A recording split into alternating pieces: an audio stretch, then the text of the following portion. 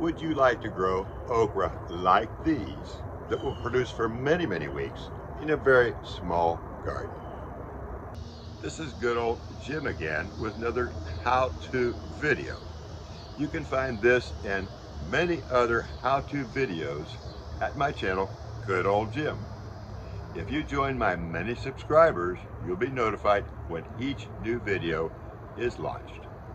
Now let's show you how you can grow some beautiful okra just like these. And here's where the okra will be planted in. It's a small 5x3 area of my small garden, which will support 12 plants. I've staked out where I want the seeds to go. The directions say plant them every 18 inches, but I do find at 15 inches, which fits better with my garden area. I will grow 2 different kinds of seeds this year. This is a packet of Fairy Moore seeds from any garden supply store. It's a Clemson spineless. I have grown for many, many years with great results. It was developed by Clemson University back in 1980, hence the name.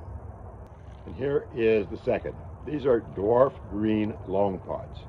My good customer, microgreens customer, Jim, and now a great friend, gave me a sample to try. They're just pods. I'm not sure what dwarf means, but we're all fixing to find out. They're called heirloom seeds, which means they have been saved from generation to generation, usually over 50 years or so, with great quality year after year. There were 26 seeds in one of the small pods, which should be plenty for the space I have. You can see them here after I soaked them. I put both seeds in a warm water for 4 hours to soak, which should loosen the seed and help increase the germination. I will plant half of the Clemson spineless and half with the dwarf green long pods. Even though the name has dwarf in it, everything I've read says that the dwarf plants are taller than the Clemson spineless. So I will plant the dwarf ones to the rear and the Clemson to the front, because the sun comes from that direction, so it'll come this way and get the smaller plants in front of the bigger plants. I have put a mark on my finger, believe it or not, to indicate 3/4 of an inch, which is the seed depth that's recommended. I don't think 1/4 of an inch is going to make a lot of difference, but we'll go by the book this time. I will start with the dwarfs in the back. I will put 2 seeds in every spot, including some in between, which makes sure we have enough for the dwarf. So put right down to the mark on my finger, and let's put 2 seeds in. All right. Put this one. Mark on 2 seeds. Mark on my finger, and we'll put 2 seeds in. And we're going to go ahead and put 2 seeds in between, just for safety's sake. Cover them up, and that's all there is. All the Clemsons are planted in the front. Planting seeds is simple. All the planting that comes into it is not quite as simple, but not all that hard. Okay, I will now water them in and keep them wet and daily until the seedlings appear. The next video will be after the seedlings appear. It's May 29th, Memorial Day, and the Clemsons are showing up, but only one of the dwarf types are showing up. This is why you plant a lot of seeds. I'm going to put a bunch more of the dwarf seeds in, just to figure out if I can get 6 plants out of it. It's June 4th. These are actually ready to put where I want them. However, the dwarfs are not there yet. However, all the seeds that I did put down are definitely showing up. So I should be able to put 6 plants together from these seeds. Okay, we're going to take these and move them right to the center so I'm going to have them where I put the stakes in there, so I know that's where I want the plants to be. So I'll dig a hole, get it in there, get it big enough, because we're going to transplant these two sitting right here. Get that one out. Let me get a good hold on them.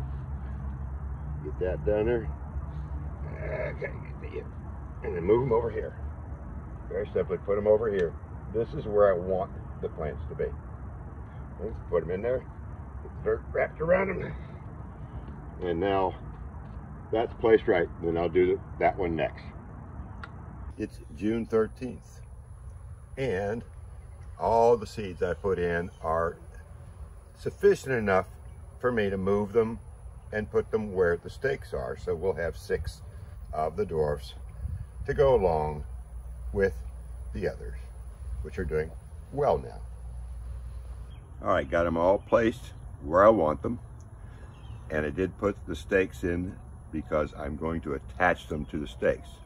Also, I left the extra seedlings just to make sure all 6 work. When they get the second leaves on, then I can twist them in between those leaves to give them stability. Wind and rain sometimes can knock a young seedling over.